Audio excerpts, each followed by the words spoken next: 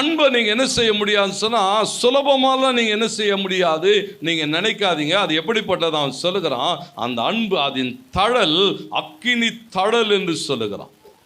அந்த அன்பினுடைய அந்த ஜுவாலை கடும் ஜுவாலையாய் இருக்கிறது. ஏன்னா எதையும் பற்றி எரித்து விடும் அந்த அன்பு. ஆண்டவருக்கு மகிமை உண்டாட்டு. ஏன் சொன்னா, அந்த தெய்வீக அன்பு 1 யோவான் 4:8 சொல்லும்போது அவன் சொல்லுகிறான், தேவன் அன்பாகவே இருக்கிறார், அந்த தேவன் உனக்குள்ளே இருக்கிறார். அந்த தேவனுடைய வல்லமை இருக்கு பாருங்க, அந்த வல்லமை உன் மூலமாய் வெளிப்படுகிற போது அந்த அன்பை நீங்க சரியாய் உணர்ந்து கொள்ள முடியும். ஆனால் அந்த அன்பு என்ன செய்கிறதுன்னு சொன்னா, எந்த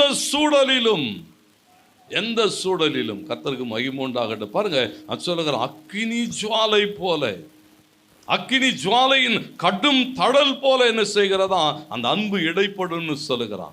அது தொடுகிற எல்லாவற்றையும் அது பற்றி பிடித்து கொள்ளுன்னு சொல்லுகிறான். அன்பினாலே ஆளப்படுகிற அனுபவம். ஏன்னா சூழல்களுக்கூடாக நாம் கடந்து போகிற போது, சில நேரங்களில் பிரச்சனைகள் நம்மை ஆளுகிற போது அன்பு என்ன செய்கிறதுன்னு சொன்னா அப்படியே தணிந்து போகிறது. பவுல் அதனால தான் பேசும்போது சொல்லுகிறான், உங்கள் அன்பு மாயமற்று இருக்கட்டும்னு சொல்லுகிறான். உண்மையான அன்பா இருக்கட்டும். அந்த அன்பு எப்படிப்பட்டதுன்னு சொன்னா, அது அப்படியே ஆண்டு கொள்ளும், ஆளுகை செய்யும், சகலத்தையும் வெல்லும், சகலத்தின் மேலும் தாக்கத்தை ஏற்படுத்துமா, ஒவ்வொன்றின் மேலும் தாக்கத்தை, ஒவ்வொன்றின் மேலும் ஆளுகை. அது சும்மா அப்படியே கடந்து போகிறது இல்லை. வேதம் அப்படித்தான் காட்டுது. சும்மா அது என்ன செய்யாதான், கடந்து போகாது. ஒரு மனிதன் அடிபட்டு விழுந்து கிடக்கிறான், ரத்தத்தில் கிடக்கிறான், அவனை பார்க்கிற போது அந்த சமாரியனுடைய அன்பு சும்மா அப்படி லேசா கடந்து போகலை. ஒவ்வொரு சூழல்களுக்கூட கடந்து போய், அதனுடைய வலிமையை நீங்கள் உணர்ந்து கொள்ள வேண்டும். அந்த அன்பு வெளிப்படுகிற போது, அதனுடைய வலிமை வெளிப்படுகிற போது, அந்த வல்லமை என்ன செய்யும் சொன்னா, அந்த சூழல்களை தாண்டி நம்மை ஜெயிக்க வைத்து விடும்.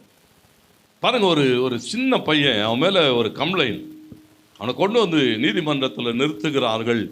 அவன் மேல கொடுக்கப்பட்ட கம்ப்ளைண்ட் என்ன தெரியுங்களா, பிரெட்டை பண்ணை திருடித்தான்னு ஒரு கம்ப்ளைண்ட் கொண்டு வந்து கோர்ட்டில் நிறுத்திட்டாங்க. நீதிபதி அவங்ககிட்ட, இந்த சிறு பையன்கிட்ட கேட்குறாரு, தம்பி ஏன் இப்படி செய்த? அவரே ஒரு வார்த்தை சொன்னான், ஐயா 2 நாளாக நான் சாப்பிடல, ரொம்ப பசியாக இருந்தது, அதனால் நான் என்ன செஞ்சுட்டேன், திருடிட்டேன். அப்போ அவர் கேட்டார், ஏன் நீ ஏதாவது வேலை செஞ்சு சாப்பிட்ருக்கலாம் இல்லை?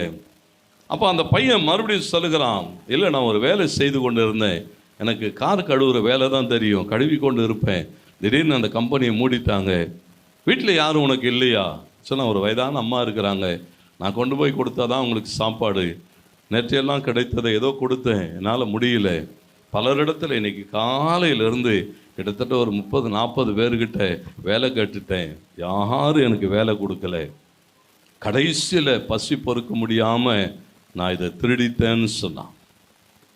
நல்லா கவனிங்க, சூழல்களுக்கூடாக கடந்து போகிற போது நீதிபதி இப்போ ஜட்ஜ்மெண்ட் கொடுக்கணும். அவர் என்ன தெரியுமா ஜட்ஜ்மெண்ட் சொல்ல ஆரம்பித்தார். அவர் சொன்னார், இந்த பையன் இப்படிப்பட்ட குற்றத்துக்குள்ளாக கடந்து போனதுக்கு நீங்களும் நானும் காரணம், இந்த சமுதாயம் காரணம். ஆகையினால் அவர் என்ன சொன்னார்னா, நான் ஒரு தீர்ப்பு சொல்லுகிறேன்.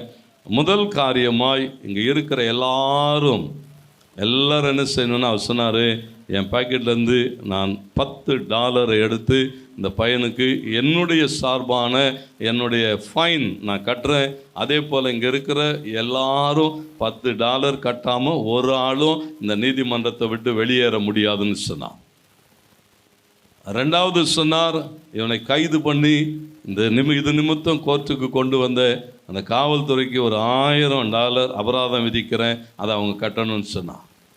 ஒரு சின்ன பிள்ளை ஒரு பண்ணை திருடிட்டதுக்காக அவனை கோர்ட்டுக்கு கொண்டு வந்து இந்த கேஸ் நடத்தினேன், அந்த பிரெட் கம்பெனிக்கு $2000 அபராதம் விதிக்கிறேன், எல்லாரும் சேர்ந்து இதை இந்த பிள்ளைக்கு நம்ம என்ன செய்வோம், கொடுத்து அனுப்புவோம். அவர் சொன்னார், எல்லா சார்பாக, சமூகத்தின் சார்பாக நான் உன்னிடத்தில் மன்னிப்பு கேட்கிறேன்னு சொன்னார். ஏன்னா ஒரு அன்பு உனக்குள்ளாக இருக்கிற போது அது பற்றி எரியும்.